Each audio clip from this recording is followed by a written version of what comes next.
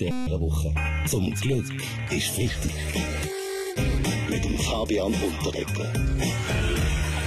Ja, der FC Basel steht zum 20. Mal im Cup-Finale und weil ich beim Fußball nicht ganz so neutral bin, übergebe ich jetzt gerne das Wort und das Thema meinem Kollegen vom SRF Sport, dem Rainer Maria Salzgeber. Ja, Philipper, das heisst nicht Fußball, sondern Fußball.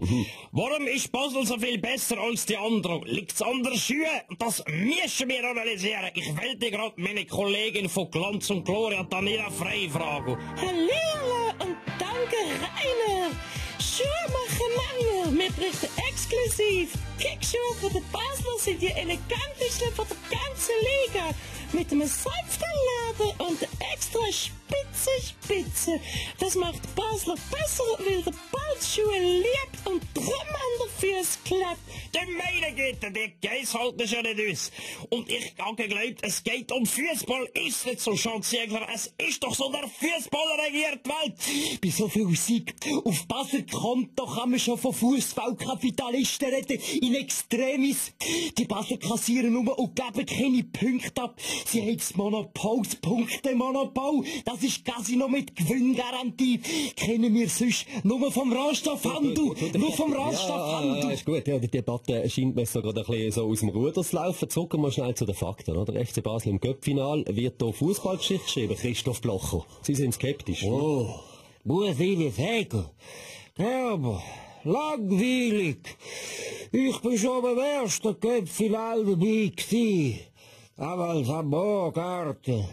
Stapel sind einfach Steingerollt. Ja, natürlich. Und dann halt ein Kopf. Ja, gut. Oder linke. Ja, natürlich. Und außerhalb von Basel oder Sia, vielleicht jemand, der interessiert an dem Cup-Final? In Zürich zum Beispiel, Nationalrat Christoph Mörgeli? Ja, schauen Sie, so ein Final, das ist wie im alten Rom, wie der Gladiatorenkampf. Gekaufte Ausländer kämpfen vor dem jubelnden Pöbel gegeneinander und am Schluss gewinnen Clubsitzer, verstehen Sie.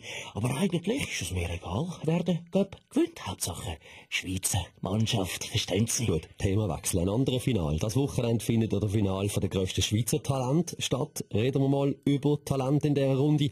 Wir haben ja zwei gerade Tennisprofis hier, Roger Federer und der Experte der Heinz Günther. Danke, Phil. Ja, Roger.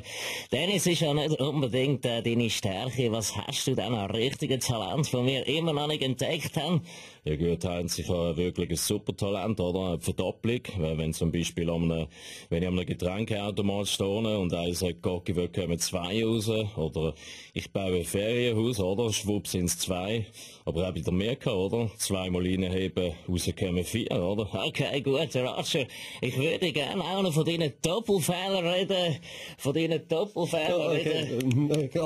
klar. Wenn man von Talent redet, mischt sich jetzt der Nationalrat Bastian Giro ein. Ja. Subito. Ja, also, mein Talent ist meine Farbpalette, die ich abdecke. Ich denke grün, glaube an die Energie aus der gelben Sonne, sehe schwarz, wenn es um die Umwelt geht, und ich schaue wie am liebsten gern sauber im Fahrfernsehen. Zum Glück ist Freitag. Mit dem Fabian Unterreger.